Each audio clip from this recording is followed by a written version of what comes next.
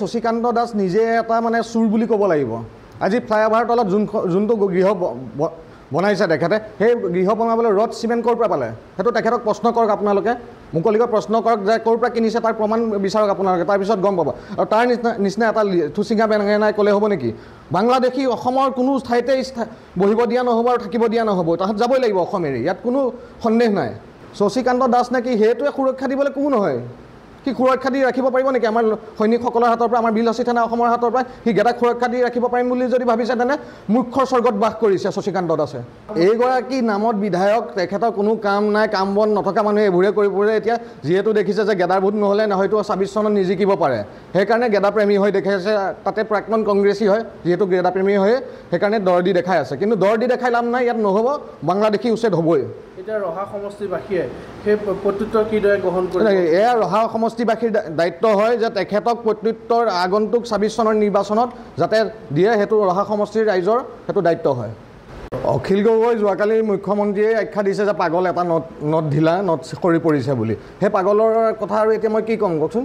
অখিল গগৈ প্ৰমাণ কৰক যে শৃংখলচলীয়া হিমন্ত বিশ্ব শৰ্মাৰ এজেণ্ট হয় বা হিমন্ত বিশ্ব শৰ্মাই হৈ কাম কৰে বুলি প্ৰমাণ কৰক ৰাজহুৱাভাৱে, তেতিয়া আমি পদক্ষেপ ল'ব নহয়। আমাৰ কেন্দ্ৰীয় সচিব আছে, কেন্দ্ৰীয় সভাপতি আছে, তেওঁলোকে ল'ব, কেন্দ্ৰীয় সমিতিয়ে ব্যৱস্থা ল'ব নহয়। তেখেতে প্ৰমাণ কৰক যে শৃংখলচলীয়াই আৰু কাম কৰিছে হিমন্ত বিশ্ব শৰ্মাই হৈ বা বিজেপিৰ হৈ। বিৰলাচিতে নাই কোনো কাৰণত গ্ৰহণ নকৰে। অখিলৰ দৰে এটা পাগলৰ আৰু গেদাপ্ৰেমী এটাৰ প্ৰত্যাহ্বান কোনো কাৰণত গ্ৰহণ নকৰে, সেইটো প্ৰত্যাহ্বান হ'বই নোৱাৰে। সেইটো অতি দুৰ্ভাগ্যজনক কথা। আমাৰ খিলঞ্জীয়া লোকৰ প্ৰতি যিটো ভাবুকি আহি পৰিছে বৰ্তমান সময়ত, এতিয়াৰ পিছত আজিৰ পিছত এক সিদ্ধান্ত লোৱা হৈছে যে খিলঞ্জীয়া লোকৰ প্ৰতি কোনো লোকক লৈ কোনো দল হওক বা সংগঠনক ৰাজনীতি কৰিব দিয়া নহ'ব।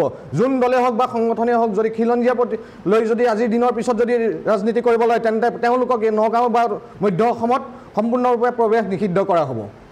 এয়া বিৰলাচি থানা অসম নগাঁও জিলাৰ তৰফৰ পৰা এক হুংকাৰ। শশীকান্ত দাস নিজে এটা মানে চুৰ বুলি ক'ব লাগিব। আজি ফ্লাইঅভাৰ তলত যোনটো গৃহ বনাইছে তেখেতে, সেই গৃহ বনাবলৈ ৰড চিমেণ্ট ক'ৰ পৰা পালে সেইটো তেখেতক প্ৰশ্ন কৰক। আপোনালোকে মুকলিকৈ প্ৰশ্ন কৰক যে ক'ৰ পৰা কিনিছে তাৰ প্ৰমাণ বিচাৰক আপোনালোকে, তাৰপিছত গম পাব। আৰু তাৰ নিচিনা এটা থুচিঙা বেঙেনাই ক'লে হ'ব নেকি?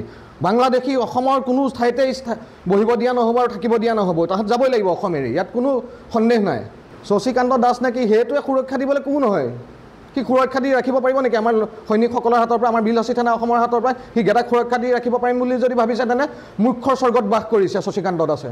এইগৰাকী নামত বিধায়ক, তেখেতৰ কোনো কাম নাই, কাম বন নথকা মানুহে এইবোৰে কৰি ফুৰে। এতিয়া যিহেতু দেখিছে যে গেদাৰ ভোট নহ'লে হয়তো ২৬ চনত নিজিকিব পাৰে, সেইকাৰণে গেদাপ্ৰেমী হৈ দেখাইছে। তাতে প্ৰাক্তন কংগ্ৰেছী হয়, যিহেতু গেদাপ্ৰেমী হৈ সেইকাৰণে দৰ দি দেখাই আছে। কিন্তু দৰ দি দেখাই লাভ নাই, ইয়াত নহ'ব, বাংলাদেশী উচ্ছেদ হ'বই। এতিয়া ৰহা সমষ্টিবাসীয়ে সেই প্ৰত্যুত্তৰ কিদৰে গ্ৰহণ কৰিব?